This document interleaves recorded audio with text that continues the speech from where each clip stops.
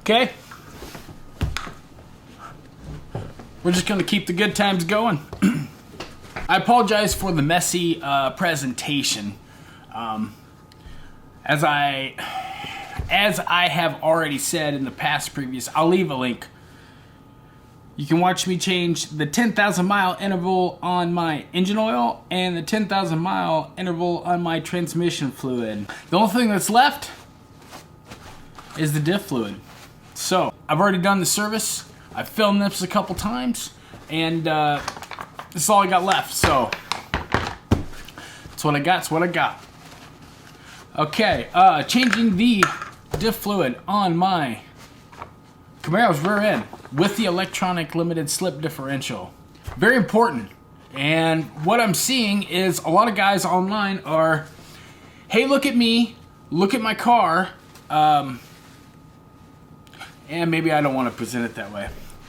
But they're showing you changing the fluid once and then calling it done. My God, I hope that they've changed it again, possibly a third time. I've got 10,000 miles on my car, and I've changed my fluid after, it's like 3,500, 4,000 miles.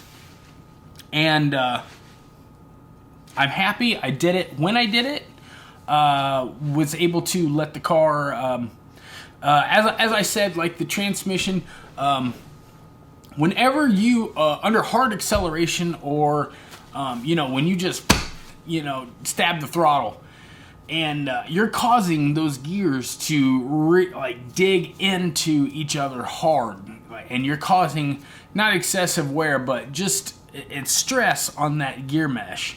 And what you're doing is, it's not wearing the gears out. It is and it isn't, but there is like a residual or a little bit of metal that is coming off, and also not just the metal from the gears, it's the residual from those clutch packs. There was a guy online, or on YouTube, I'm sorry,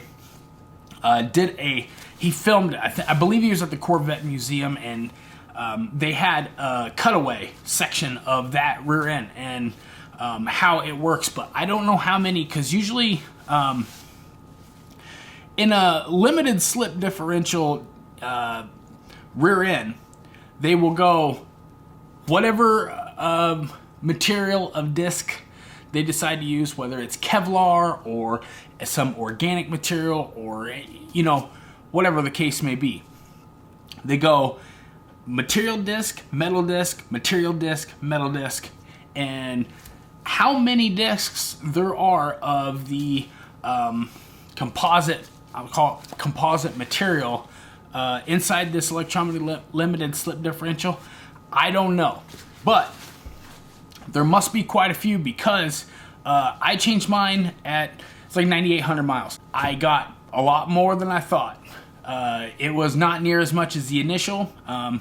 As like I said before, mine looked just like everybody else's, but the second time around, I'll show you. I did film it this time, and you'll see the fluid is, it was not as clear as I thought it would be, especially after 6,000 miles. And kind of makes me cringe to think that there's some people not changing it at all, or waiting like 20, 30,000 miles.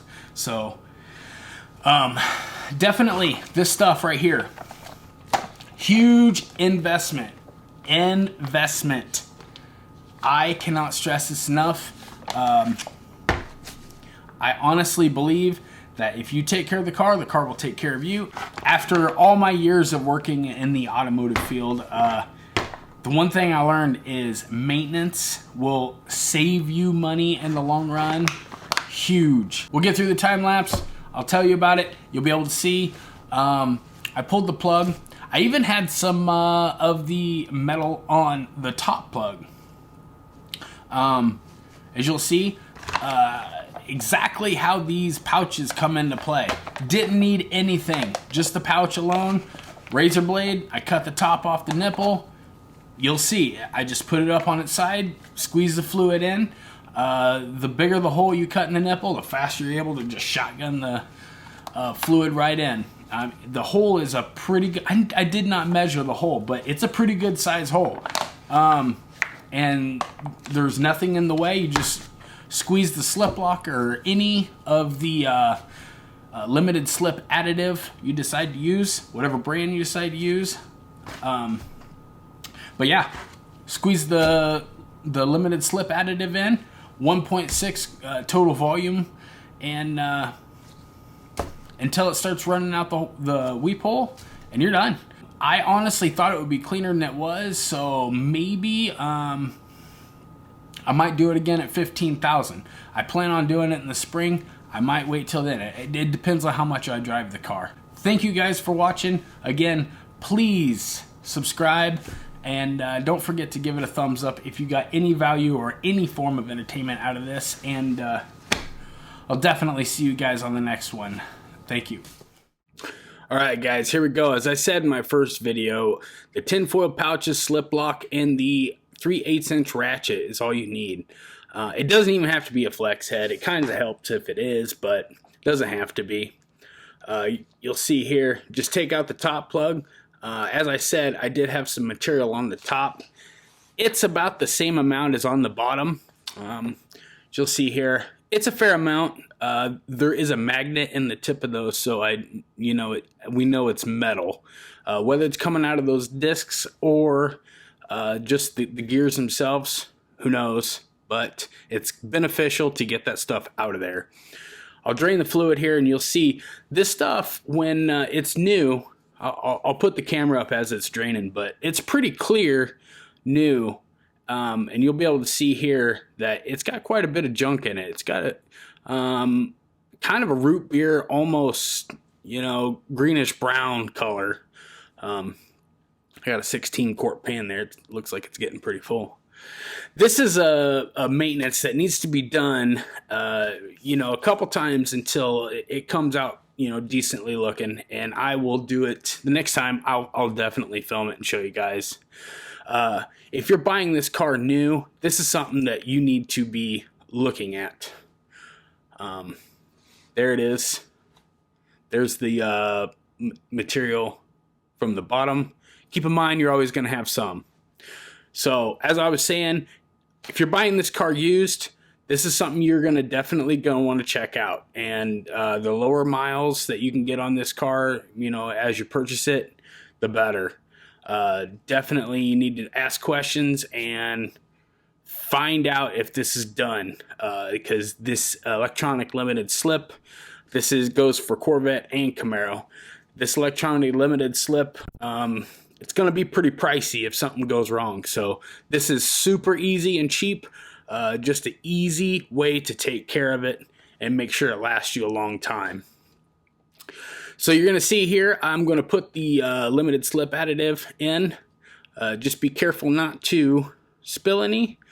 Stand it up on its side, squeeze it in. A little tip is, if you have any left in that bottle, because you can't get vertically, just pour it in the oil itself. And then you're going to see here, just twist the neck up. Super easy. Just put the nipple in and squeeze. Like I said, just pour the limited slip lock in. Definitely, if you're buying this car used, listen for any whining, any chattering, any of that stuff. You really need to have this thing checked out.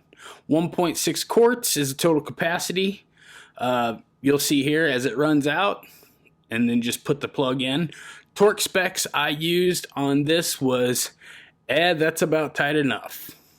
It's really not a critical component to where you're going to need to have an exact specification. So that's it, guys. Definitely, if you guys got any value out of this video, if you have any questions, drop them below. And like I said before, don't forget to subscribe and give it a big thumbs up. Thank you guys for watching, and we'll see you on the next one.